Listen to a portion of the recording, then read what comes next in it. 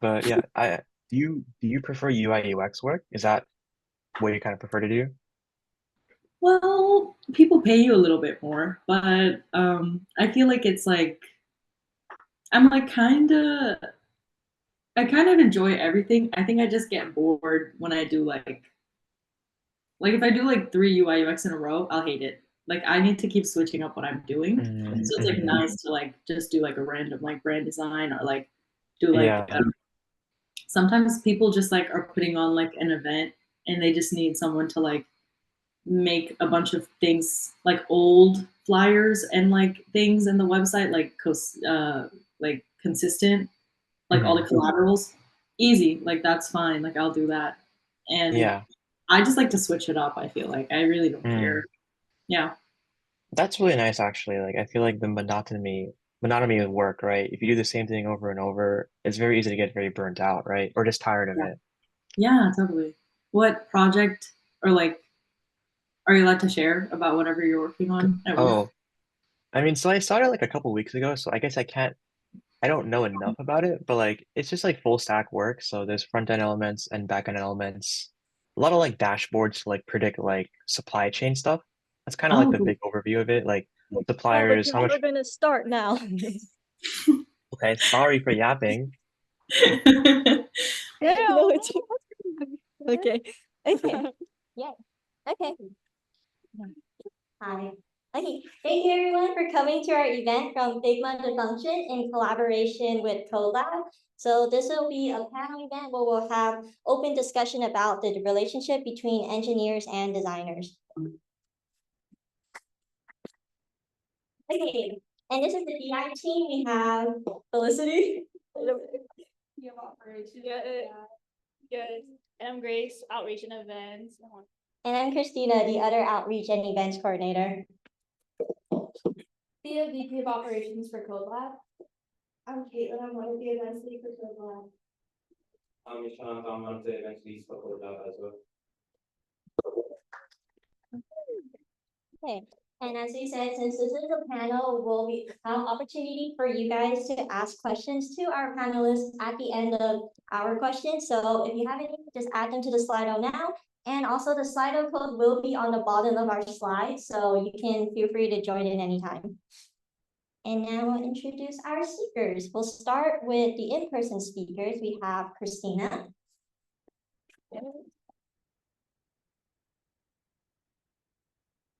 Hi. Yeah. Either one. If you want. Graduated from UC Davis quite literally like last year.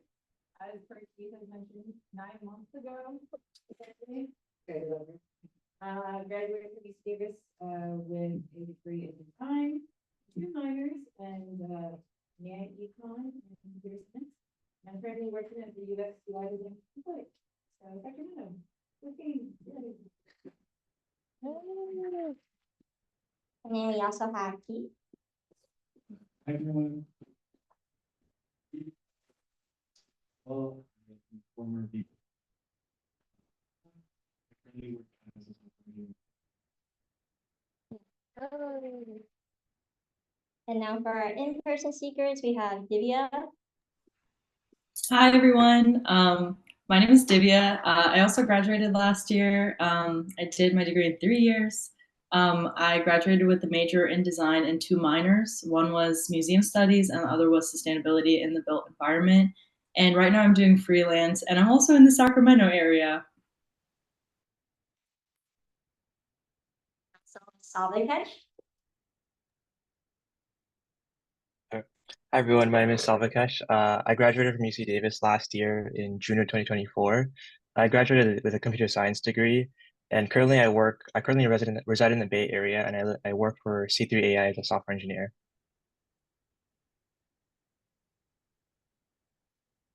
All of us have quite a bit of Davis. If you have any questions about that, please feel free to put that in that QR code. I'll just show you.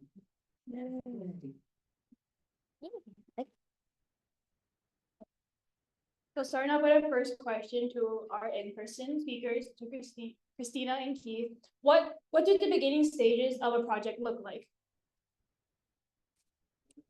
So developers don't usually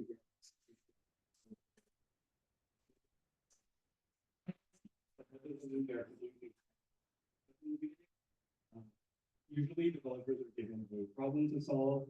You have the product requirements, what is it supposed to do? Your job is to find the technical requirements to make it happen. Like this an example, like a to-do app, like what does it need to do? It needs to store notes, it needs to store users, what you need, like a database, and the server, and so on and so on. At this stage, you want to keep things pretty high level, especially in the earlier stages, product requirements have to change. You want to keep things flexible to change.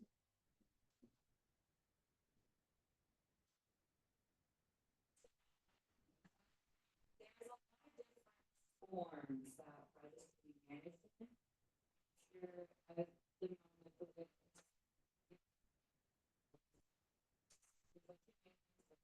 of it.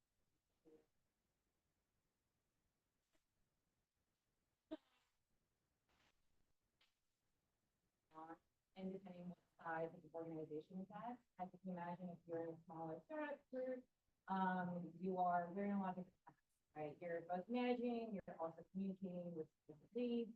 Whereas if you're in a much larger organization with a lot of different people, you could be literally working, designing, developing one function of one particular button, or say how the cursor hovers. Things can change, but it usually does. A lot of it is guided by business. So unfortunately, a lot of this operations and budget does come to play. And so that dictates a lot of what exactly is being prioritized and how things are moved around. So yeah, being nice to your manager is one. I don't know if they want to add any. Oh, our online speakers want to add anything.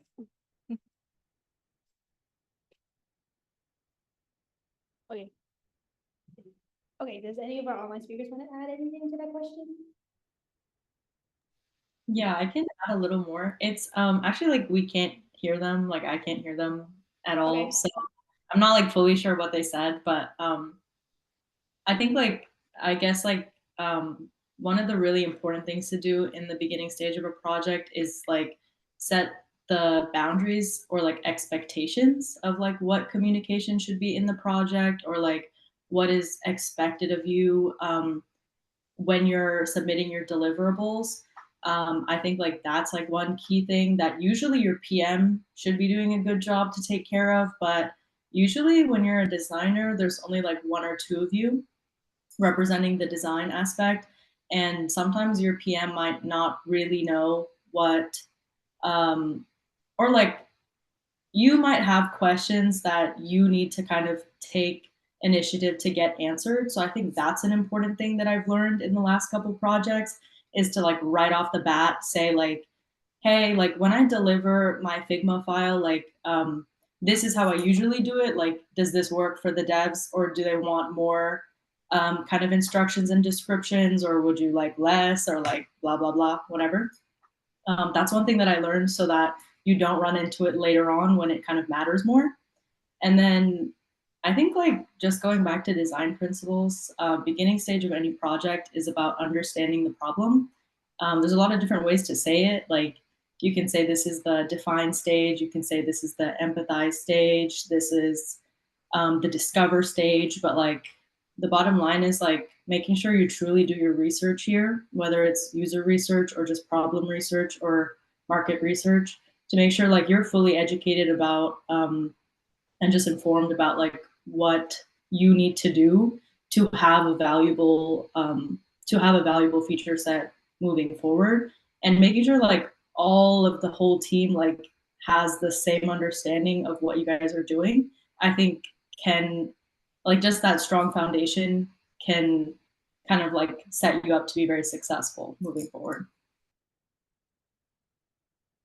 Yeah, honestly, like even though I'm an engineer, like I completely agree with everything what Divya said. Like the idea of like setting expectations between, engineers to designers, but also between engineers and other engineers. Like it's really valuable to like make sure that everyone kind of understands what they're expected to do, what like their schedules like will looking like, do we have weekly meetings? Do we have daily stand-ups?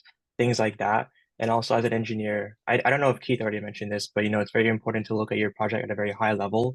And depending on what your tech stack is, right, you might be able to implement some things really easily, but other parts might be more difficult to implement. So making sure you're picking the right tech stack and right technologies to use to really, implement your project is like a very important part of like the project. So again, like really great points by Divya and everyone else. Thank you so much. We'll move on to our next question, which is how do you effectively communicate with one another? And we'll start with the people online.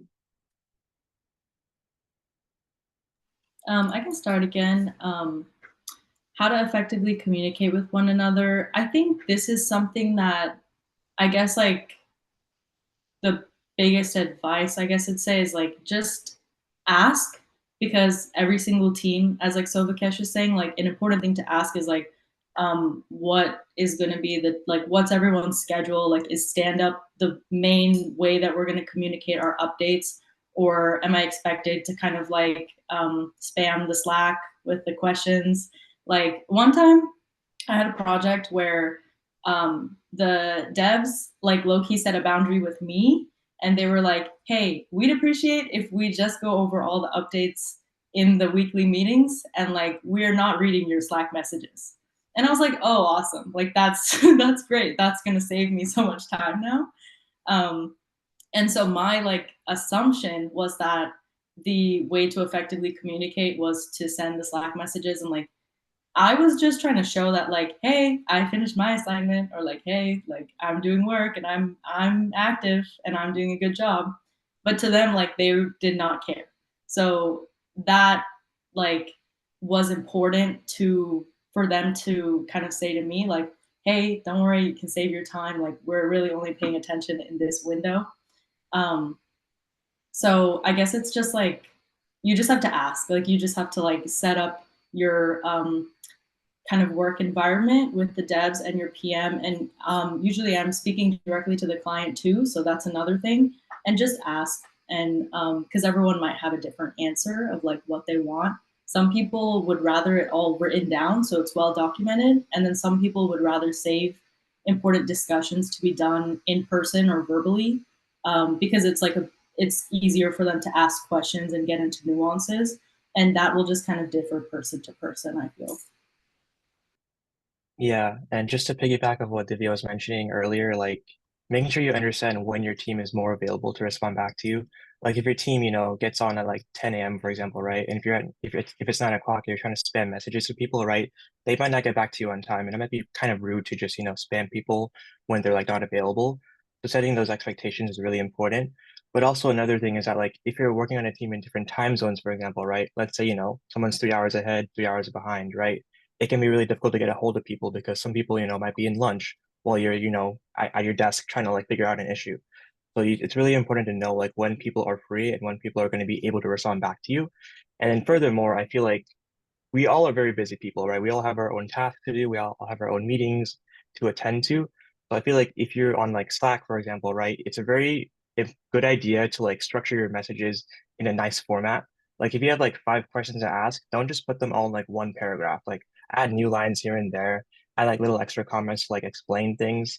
Like if you have a blocker, make sure to fully explain what you're blocked on so that the other person can fully understand and get back to you with like the right solution, right? If you send a very vague question to someone, like they might not be able to help you out right away. So it's important to like, have a very well thought out like question or comment so that they can get back to you in a timely manner. And that can help you resolve your issues or blockers a lot more quickly. And just furthermore, again, like if you expect to like send your designer like a bunch of questions, for example, like let's say you plan to grind out a bunch of stuff, tomorrow. Maybe let your designer know ahead of time that like, oh, tomorrow I'm going to be working between these hours and I might need some help or some guidance on like some designs, right? So please, if you're available between like, 1 and 3 o'clock, that'll be really useful for me because then I'll know I can like reach out to you to ask questions. So those are my tips. Yes.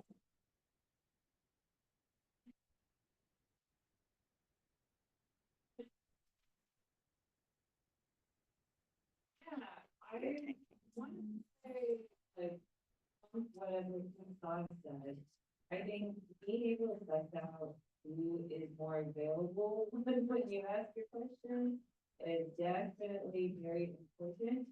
I'm speaking from my viewpoint of working in a very large company, right? Just want to make that very clear. I can't speak for anyone else's, any other kind of experience right now. My experience, I've worked with a lot of different people. So these are people who've been in the industry quite literally 20 years. That's more than like 80% of my life they've been working at this job, at the same project, doing the same thing, or similar things. So you have to understand the availability of these people is not exactly, they're not your friends, to say plainly. You can't really text them and be like, hey, I have a question, can you answer this for me? You almost have to kind of play the game of like, okay, who is this question most appropriate for?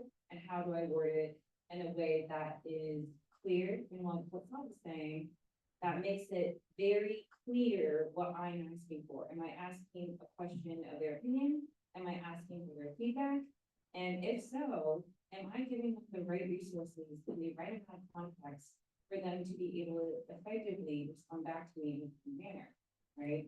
So I always like to say, when I send out messages or say set up Jira tickets, I always kind of almost leave a paper trail, right? I say, these are where I'm pulling the resources from, these are the files, and leave comments, or like, at this date, we had a meeting discussing this. At this date, this was the edit that was made. Who's in charge of this ticket? Who's your point of contact? And if it's a message, hey, end of day, can I get this? Please and thank you. Right? So that's something to keep in mind. Even now, you can start putting that in practice. So I personally think developers and designers need to be in a pretty consistent communication cycle. Designers will definitely go through a lot of different installations and adjustments, especially in the early stages of the product when it's more exploratory. I think it's actually beneficial to look into the more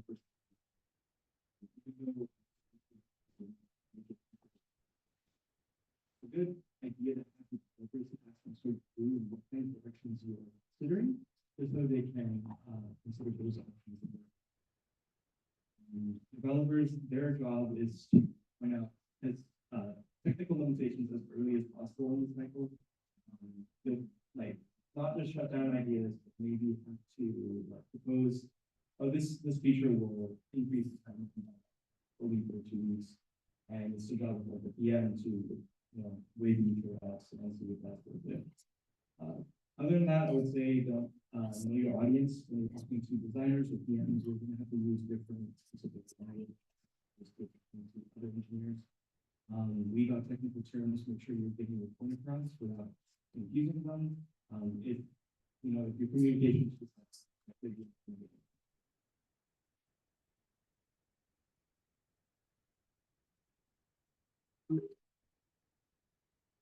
Okay, so the next question directed towards the online panel. What are the most common roadblocks between engineers and designers, and how do you guys overcome them?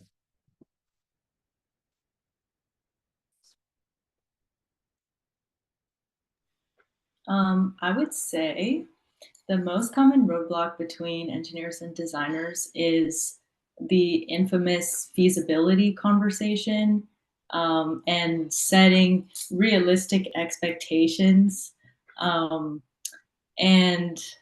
it just I actually my whole soul just dropped just saying that out loud. But I think it just goes back to knowing, I don't know, just having good communication from the beginning of hey guys, so are we sure this is the MVP? Yes, no, can I get an answer about it? And then another feature is made a week later. Hey guys, just letting you know, MVP is adding this feature, yes or no? No, maybe, so no. Okay, moving forward next week. Okay guys, MVP, let's update it again. What's the status on this? So this is not looking realistic. Let's go ahead and adjust this. To be agile, maybe you guys are familiar with the word. I think that's the place where the most frustration and kind of miscommunication and sort of kind of corporate petty arguments can come from, is just kind of promising that like, oh yeah, we can get XYZ done, and then it's not done, you know? And I think it's like a common thing in the design world. Like the biggest like lesson that we're taught is not to get emotionally attached to your product or to your feature set, because your developers will most likely not make what you ask them to make. And that's fine, like it's all good, but it's just about like making sure not to take anything personally, like when things might fall through the cracks, because at the end of the day, like they're also human beings that are most likely like learning. And the best thing you can do as a designer truly is just don't be too attached to it, and kind of be like able to let go of things, and just know that like that last 2 sprints you're going to let go of a lot, and just be ready for it, like just embrace it, and just know that your engineer, just tell yourself that your engineers are trying and they do care. It doesn't really matter if they do or don't. Just tell yourself that, like go in with empathy, go in with kindness. Like, do I know what the MVP is? No, but I know kindness, I know friendship, I know loyalty, whatever you need to tell yourself, because I think that's where all the frustration comes.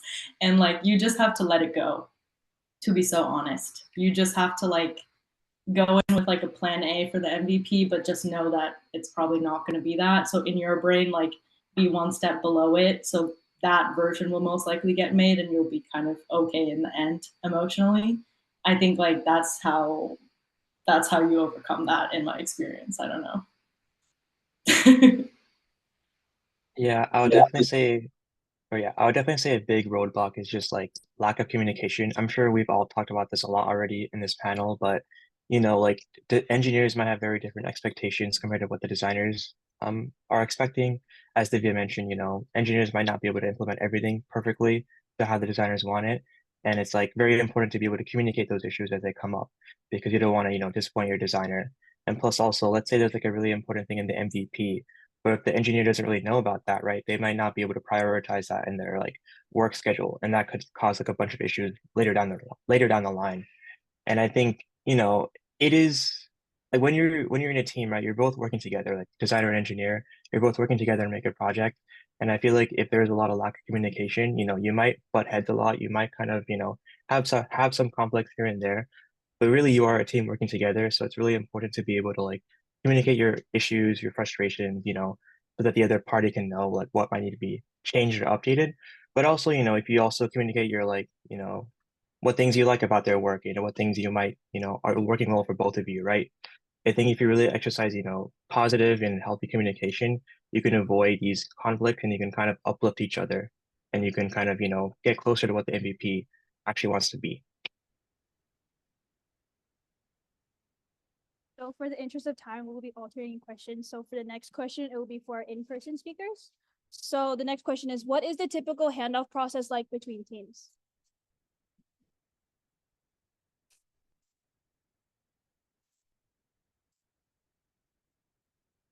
Yeah, so when we're handing out designs between designers and developers, usually developers should have a pretty good idea of what designs are going to be handed to them at this point. Because as long as you're having a awesome communication cycle, you'll know what kind of layout or structure that you're thinking of.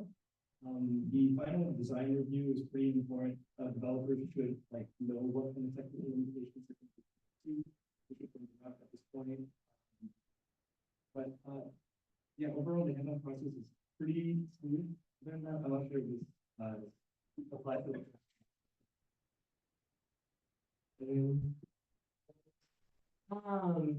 Okay.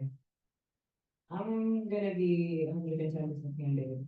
So from my experience, what you guys have here at CodeLab and or at DI is a very, very nice, clean, very pretty version of the real world from what I am.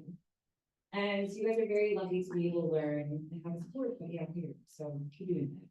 But my typical handoff process is, unfortunately, it really depends on the project you're on. So for my project, personally, at my company, there actually isn't one. Funny enough, yeah, weird, right? You would think. they may in place should have every single resource available, every cent, every penny, be able to contribute to this project. Unfortunately, no, because they have to pay other people, and some people, they just go to work and they go home, and that's also okay. Some people, they treat, work as their life, and that's also okay. But besides the point, handoff, it's actually very complex. So, my team is actually in the middle of doing a whole, management rework, actually. So they're, don't put my names, but my PM had a conversation with the designers. He like sat us down and he's like, hey, what's going on? Because we're supposed to be having honest conversation about what our processes is, where are the areas of improvement, and what we can do to move forward, right? And there was a moment where he was saying, yeah, like this is something that has been a real sore spot, and it's just unfortunately getting worse. It's gotten to the point where designers are able to create the most majestic forests, and unfortunately, because of those roadblocks and those gaps of communication, whether it be verbal communication, literal verbiage of like using different languages, right? Designers and developers are the same way, or even tools or something. So they don't know how to use our tools, we don't know how to use theirs. Because those gaps are so large, unfortunately, what the developers come out with is a goat. The horse is lost in the process. We end up with a goat. I know.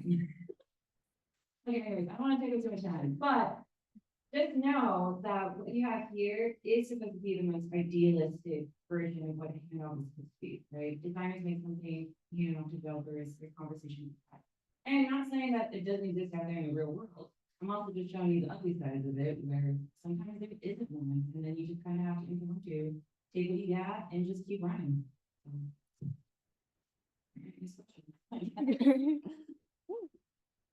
Yeah.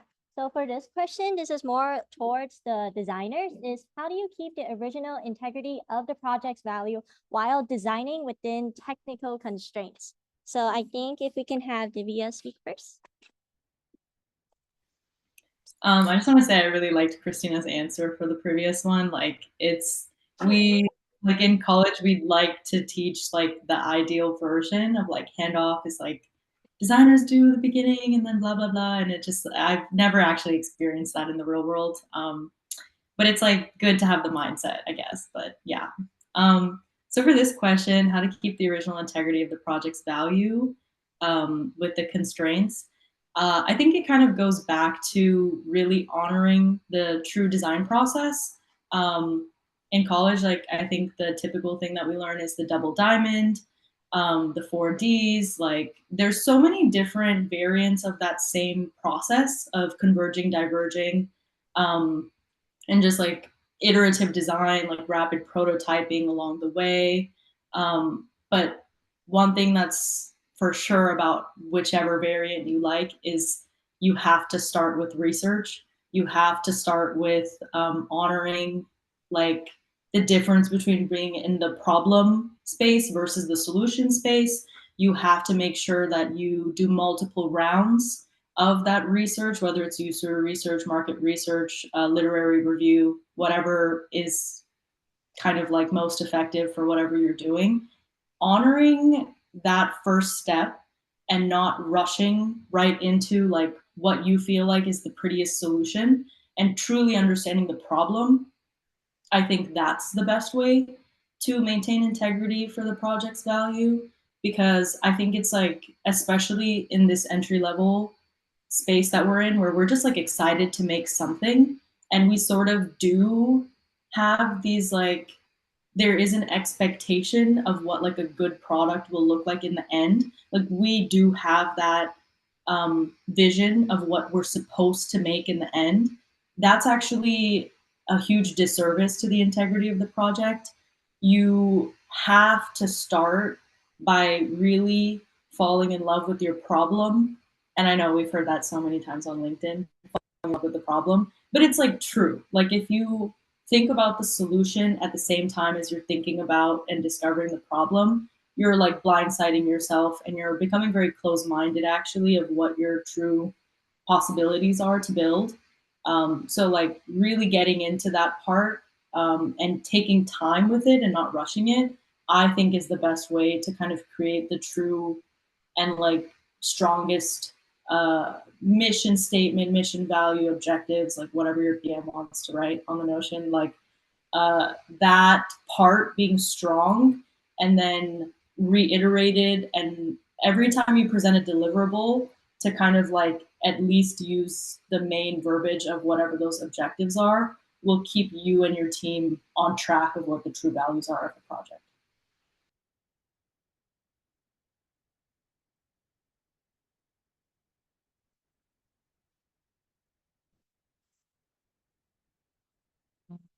For me, I actually, I'm sorry.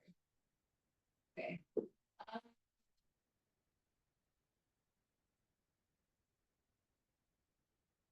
This is a good question. It's interesting because I just want to point out, in my situation at least, I have to work not with just technical constraints, but also with policy. The client that I have, I'm in kind of like the government public sector type of work. So a lot of my clients are state, if not county, folks. So there's a literal law that say, oh, this feature needs to be here, or the ability to have multiple languages on the website must be here. Things like that. So honestly, if it was just designers and developers, that would be crazy. But thankfully, we have project management people to be able to kind of bring us in, be able to talk to the client side and our side to kind of get a better understanding and painting the picture of what exactly we need to be doing. So if it wasn't for them, if it wasn't for a lot of other people, the functional team that we have, they do a lot of the keeping us in our lanes, making sure where our sides are set is in the right direction.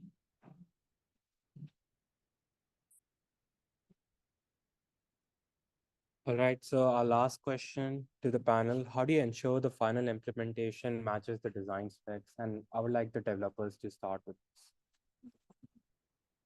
Sure. Thank you. The front end repo, I think it's wise to start a design system for yourself. You see like a button that's being reused in a lot of designs. So we put that dozens of times, take one button and reuse them, that way we can put duplication as well as if the button needs to change for whatever reason, we can use it for instance. I think recent developments like in front of dev mode are very good for developers to extract very specific values without the input of the design. You get text code, adding values and stuff like that. Companies nowadays are also able to integrate their design system into Figma. I know at Coinbase, we have a design system and it literally tells us what components the designer is telling us to use from our design system. So things like that can really help, match the needs. Yeah, so I wasn't able to hear Keith that well, so I hope I don't repeat too many things. But I feel like as an engineer, when you're building out some designs, right, there's two things that I think that can really help improve your ability to like match the design specs. I think that's like design reviews and also like planning. Talk about like design reviews, I feel like, I think it might differ team by team and it might be different based on where you're working. But in my personal experiences, like through like clubs on campus here at Davis, like I feel like the projects are like small enough and you have enough time to where you can set up meetings with your designer to like have them like overview what your progress looks like. Like for example, if you build like a feature or a new web or a new page for your site, right? You can have like a quick meeting to show them what it looks like. And if there's any weird inconsistencies here and there, they can like point that out to you. And I think this also kind of connects back to communication, like making sure that everyone knows how much progress you're making. And if, as an engineer, like we might not be the most detail oriented sometimes, but we might implement something in one particular way and it might be like a couple pixels off, or like maybe the color is slightly different, right? So having like these reviews to help people, have the designers, look over your work can be really valuable. And my second point was planning. I feel like when you're first given your handout file for your designs, it's very important to like take a look at like, what your designs look like, figure out like what things you can reuse in like in terms of code. figure out what things you can implement on your own or what things might require like a library, for example. Libraries they can be very hit or miss based on like whether or not they can be customizable or not. And so if you think you might need to use a library to implement something on your designs, and if it's not very customizable, then it might not look one to one with the designs. That's like a very big like call you have to make. Like, is it important for me to like, do it on my own to like implement it exactly, or would it be better to like save some time and like use a library? And that again like involves a lot of communication with your designer because if your designer doesn't like that idea, then you're gonna have to like bite the bullet and do it yourself. But I feel like again, having good planning and having good like communication and design reviews can really help ensure that like your designs or your features and your components actually look like your designs, and that's obviously like the end goal to make sure it looks like the designs, so that your product will be a lot better and better for your customers.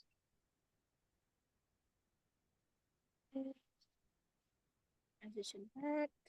Okay. Oh, okay. Thank you guys so much for your guys' response. It's very insightful, and honestly, I'm gonna think about that. So yes, yes. Okay, now we're gonna transition to our Slido questions that all of y'all have asked. So, oh, guys. So here's the code if you guys have any last minute questions. But to start off, this is an open discussion, so anyone could answer this one. Ooh, this is these ones. Ooh, okay. You got one. Okay, so the first one, do you guys use any AI tools to streamline handoff? Oh, yeah. Yeah. I mean, I admitted earlier, we don't really have a proper handoff system, but yes, I do use, Gemini a bit. A lot of, a lot of documentation. They don't talk about it in school, but oh boy, get ready to get familiar with Excel. Yes. Does anybody in our Zoom have any, oh my goodness, have any or would like to answer the question?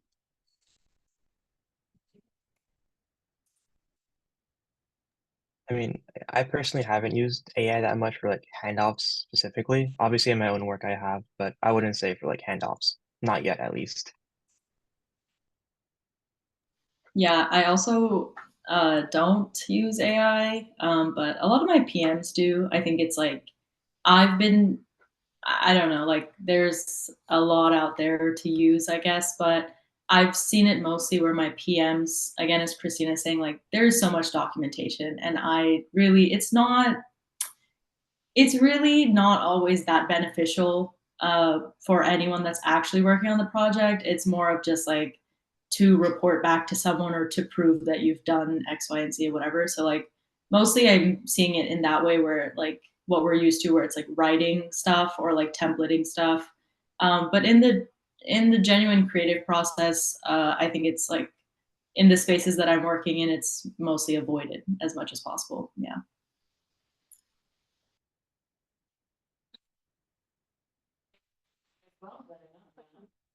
You can do one. Okay, so and we have another question is, in your guys' opinion, what is important for developers to keep in mind about the design process and vice versa?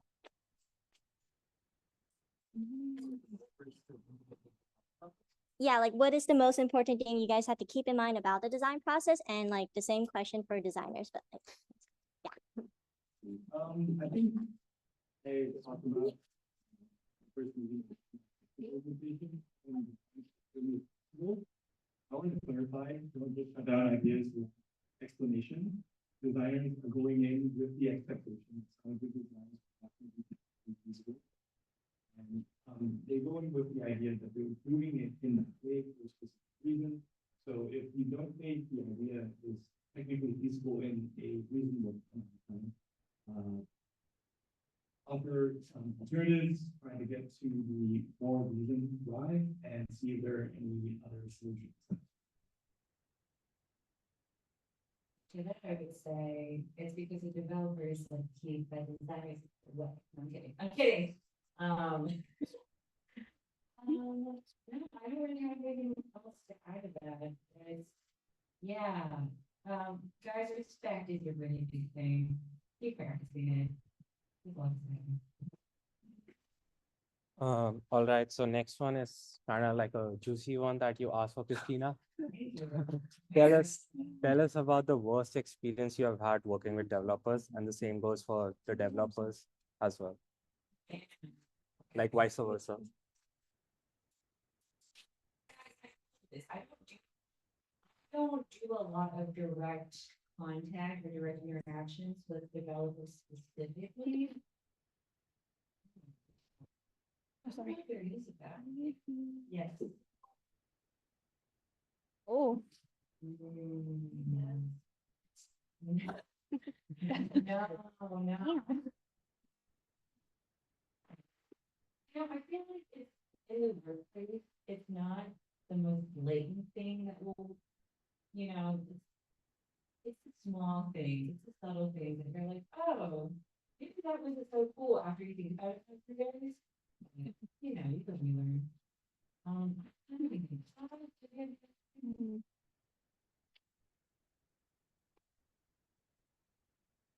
Yeah, did you guys have anything you wanted to add to the question? Or could you repeat the question again? I'm so sorry. No, it's okay. It's the worst experience. Right? Yeah. Okay, tell us the worst experience with the other team. Yeah, I would say I've been pretty lucky. I think most of my designers have been pretty, nice to work with. But I would say like one thing that's kind of like annoyed me at times is that like sometimes I guess like designs might slightly change here and there, and they might be able to kind of like update me on that. And also some designs might have like a lot of animations. Like there might be like a fade in or like I might slide in, right? And sometimes it's really hard to like see what it's supposed to look like or imagine it on the Figma design. If they haven't like, prototyped it out, I might not know what it's supposed to look like. And they might have a comment saying, hey, it should slide in here. But like I'm just like, oh, should it slide in from the top, bottom, right, etc., right? So I feel like lack of like explicit comments and like honestly just lack of like visuals sometimes can make it really difficult to like implement things. And that's pretty easily solved by just, asking questions. But as an engineer, I do like to be able to kind of just work on my own at times. So I really like be having to like having all my information in front of me so I can just work on my own. So I like to minimize that kind of communication as much as I can. So I do like it when my designers have very explicit comments and explicit like diagrams of what things should look like and how they should interact with how you should interact with them.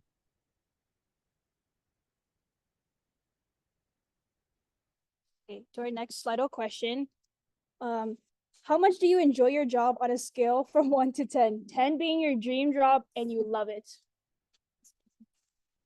Are these questions submitted anonymously? Yes.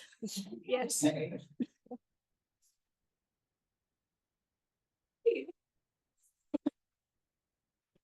Me like 4 months ago, I was at that. I was like, oh, I'm working remotely, earning money. But yeah, work is hard, guys. It's actually not easy. I thought it was gonna be very.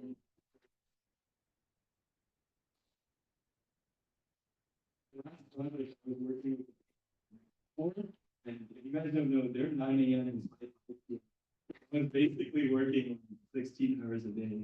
I had to communicate with my team. Yeah, that was pretty awesome. So that's why I got 2 points.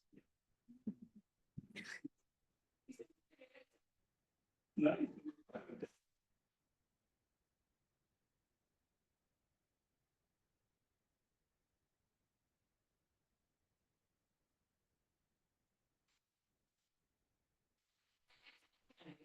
Because I'm actually talking about earlier, you have to really set boundaries to when we were not. Like I said, this is a very personal choice, so totally up to you guys, but for me personally, once it hits like 5:30 maybe, I'm locked out, I'm on. And honestly, like being able to set those boundaries when you can, where you can, is encouraged. And I think that wherever you want to be, you have folks around you who also support that.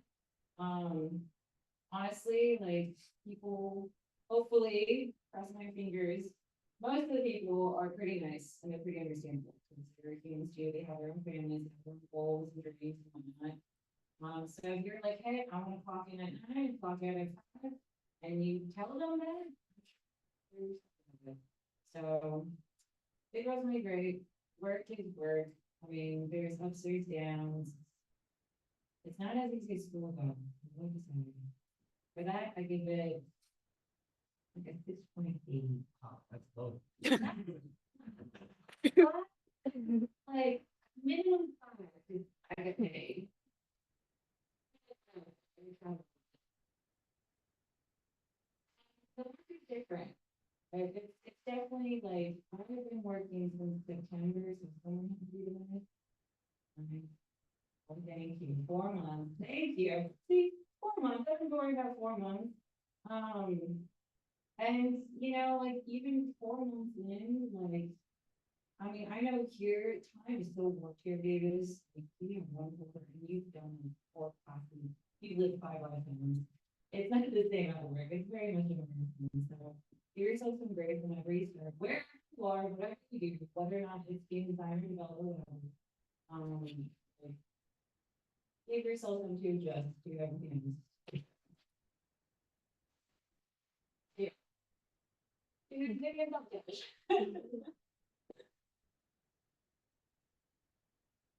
Oh, yeah, yes. If you guys can elaborate more, like, how do you rate your job experience from 1 to 10? I think for me, like, I think it really depends. Like, I feel like I'd have a different number for like every single project I've ever worked on because, like, I think like when you're a designer, it's like, I mean, for everyone, for every single role, it's like really depends on the people that you're working with, like how much you enjoy what you're doing. Because, like, I worked on some really, really cool projects. Like the product itself is so cool, and like I love bragging about it and like what it can do and how it looks and whatever. But I hated doing it. Like I hated doing it because I just didn't like, I don't know, like it was a space where I didn't want to ask. I was always scared if my question was stupid, or like I was just really stressed all the time to like get it done fast enough, or like I'm like scared of the client. So like obviously I'm just like sweating all the time like doing the work. So like in hindsight, like I hated doing it, but like it's a great job. And I think like one of the things that pulled me into being a designer and a designer in general, UI UX is one medium of design, is that it's an extremely transferable set of skills. Like my minors are so random to people, but like when I talk about like what an exhibition designer does or a curatorial designer does, what I do in the wood shop and the hot shop, like what you do that's like with like when I'm a CAD modeler, like it's literally all the same thing. Like you apply the design thinking to like literally everything. Um, I've worked on like children illustration books. Like I don't even know how I got there, but it's like someone just liked the way that I explained how I made a website, and they liked the thinking that went into it, and therefore they trusted me to help them with like a physical book. You know, like I don't know. Like it's just like I enjoy I'd give being a designer a 10, like the conceptual idea of being a designer, because I love how my strengths align with the job. But would I say I enjoyed the actual work that gets done and the communicating and presenting every single day to people that don't care about what you're talking about? Like, imagine, right? When you're the designer, it's usually just you and maybe one other girl, a very gendered field, right? Developers are mostly male presenting, designers are mostly female presenting, and then your PM, kind of a gamble, you know? So usually it's like you and one other girl, and then these like 10 guys that really are not clocked in until hi-fi. And that's fine. I respect that. If I was that, when I was an engineer, same thing. I did not care until it was my job to get something done. That's no shade, but it's like it's kind of exhausting. Like there's parts of it that suck for sure, but I would not change my job at all. Like I like what I do because my strengths align. It's not always enjoyable, but like I can't really imagine myself doing anything else. Yeah. and sorry, in interest of time, we'll just have to move on now. But sorry. Bye. Yeah, okay, so that is it for Q&A from you guys. We just want to extend a thank you to Christina, Keith, Divya, and Savikat. So, and make sure you follow our socials because we have a very exciting event coming up, which is the Davis Design Fest. So registration closes February 16th, 11:59 p.m. We'll have free shirts, free food, free merchandise, and a lot of prizes like $200 for best design and more. So you can just register right here at the QR code. And before all of you guys leave, if you guys can all come to the front to take a group picture with all of our speakers, that would be great. Yes.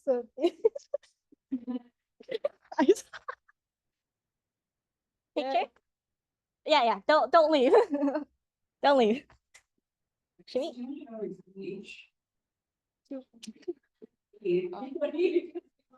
And this one? And this one also. Yeah. Okay, go grab them. Oh shoot.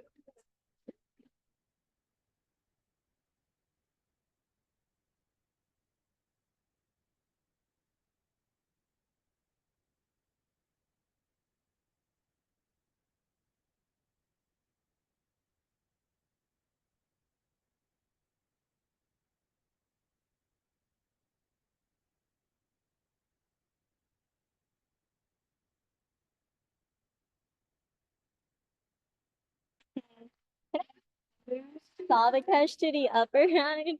Yeah. How do you? Oh, right. Hold on. Move them up. Oh, can you turn off that camera? Oh, yeah. Way to move the squares. Yeah, let's figure that out right now. Maybe I can just stop sharing. Oh, Right? oh, Yeah, there you go. okay. I'll let you know when everyone's ready, and and then you guys can be part of the picture. Tell Okay. us when to smile.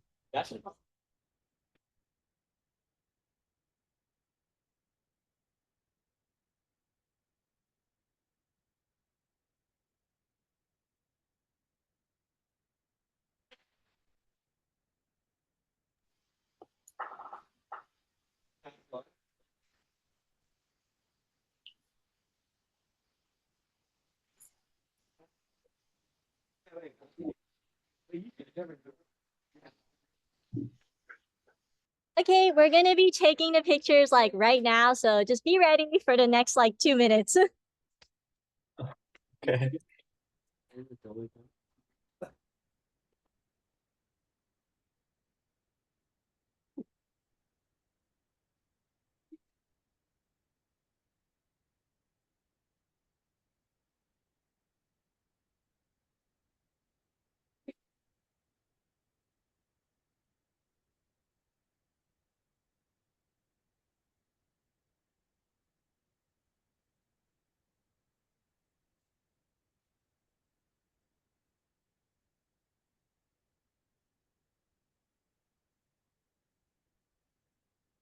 Thank you guys. Thank you. Okay.